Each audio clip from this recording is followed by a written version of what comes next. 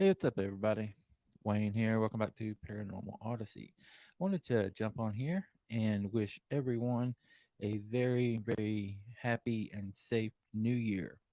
It is New Year's Eve, and I wanted to get on here and get you guys an encounter, just one more before we bring 2023 to an end.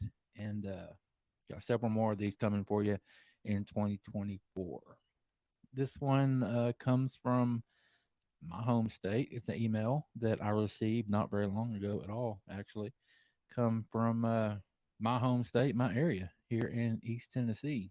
It's a great, great encounter, and excited to bring it to you. So I'm just going to get started. Excuse me. It's called "It Was No Damn Bear." My encounter takes place in the Great Smoky Mountains in East Tennessee. My family has vacationed in the nearby towns of Pigeon Forge and Gatlinburg for as long as I can remember, my entire childhood to be exact. I am now a 38-year-old man, and and my memories from there have been so amazing that I now make it a point to take my family at least once a year, even if it's just a long weekend. It was on one of those trips that our lives were changed. It was there we saw something that was not supposed to exist. Oddly enough, I was the skeptic of the family, and my wife the believer.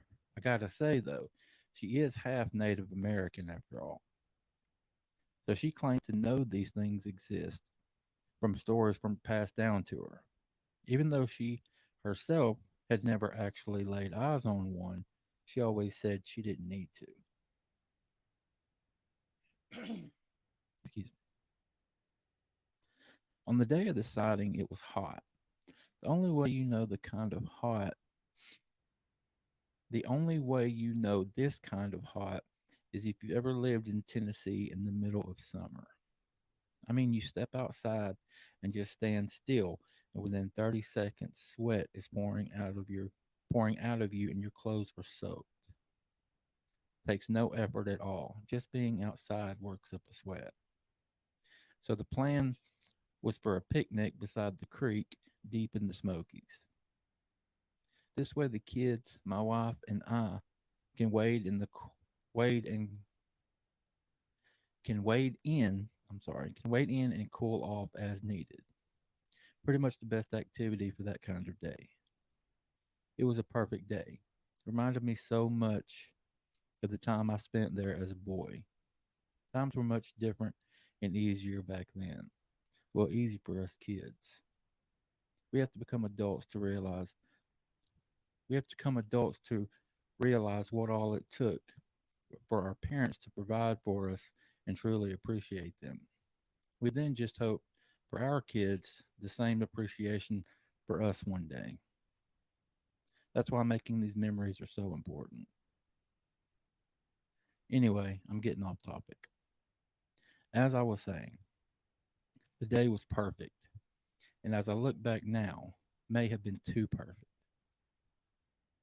I can remember I can remember a time that I spent I can't remember a time that I spent in those mountains that I didn't see some kind of wildlife, but it hit me out of nowhere that we hadn't seen the first sign of life other than us. I mentioned this to my wife, and she said that she noticed it about the exact same time and went on to say she hadn't heard any birds or anything. She and I both got quiet after that, almost on cue it seemed. It was then when the feeling took over, and I could see in her eyes that she felt something too. Something was wrong. Something felt off. My daughter, who was 8, and my son, 10, were in the creek, while my wife and I were sitting on the picnic blanket. My daughter suddenly calls out, "Daddy, look at that bear." We didn't realize that the kids had already seen what was causing us to be so alarmed. After my daughter yelled, my son said, "Yeah, look, he's standing up like a man." "Is that a man, Dad?" I think my wife and I saw this thing at the same time. This thing was standing upright behind a tree. I remember thinking, who does he think he's fooling? He's way bigger than the tree he's attempting to hide behind. I mean, we could see both shoulders. His left shoulder sticking out the left side of the tree, and his head and right shoulder sticking out the right. This was not a small tree, mind you. This thing was just enormous. My wife and I just sat there. What were we supposed to do? This went on for a couple minutes, I'd say, when our stare was broken up by this softball sized rock flying in and hitting the ground just behind us. This caused my wife to scream and the two of us to jump to our feet. When this happened, it spooked the kids. They started crying and running out of the creek to us. It was all so frantic, but only lasted a few seconds. When I turned back, when I turned back to look at the big one that had been watching us, it was gone. We all know that it wasn't the one watching us that threw the rock. It came from behind us. The only thing we could come up with is that this one was busted watching us, and another one threw a rock to get our attention so the other could get away. Could that be, though? Are these things really that smart? My wife seems to believe so. She has since reached out to some of her relatives that tell us that this is exactly what happened. That we were in no danger that day, and to be honest, it never really felt like we were. I'm sure that there are some people out there that have met their demise at the hands of these things. The Smoky Mountains certainly have more than their share of people to go missing and are never seen again. We may be lucky that we weren't added to that number, but like I said, I didn't feel it didn't feel dangerous. I can't help but wonder though if the story would have been different if any of us would have been alone. I believe there is safety in numbers where these things are concerned. There's one thing I can tell you for certain though. This was no damn bear. I kind of agree with him. I definitely think that there is safety in numbers when it comes to these things.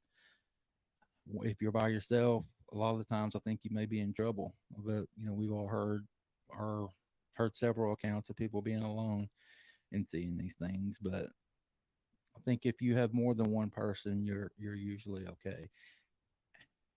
And I know I'm not the only one that has heard of someone having a sighting and there being some kind of diversion created, a rock thrown or a loud scream or a noise coming from a different direction that draws your attention away, and then you look back and the one that you're looking at was gone. So I definitely think that that could have been what was going on. But there again, maybe we're giving these things too much credit. I don't know.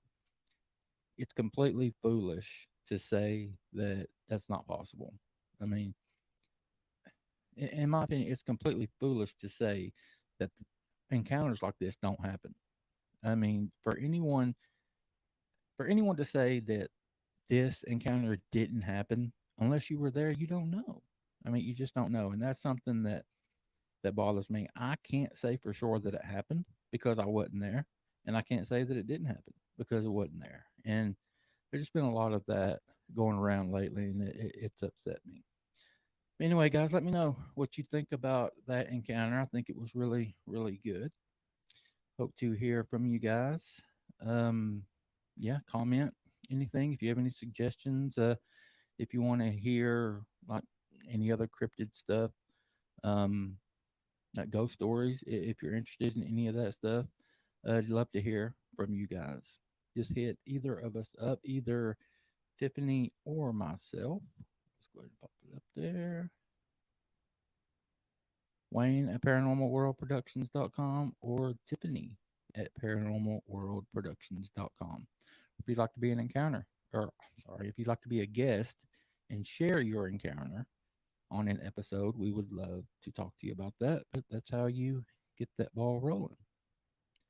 All right, guys, that is enough of all of that. I'm going to get out of here. The ball should be dropping here in a couple hours, saying farewell to 2023 and hello to 2024.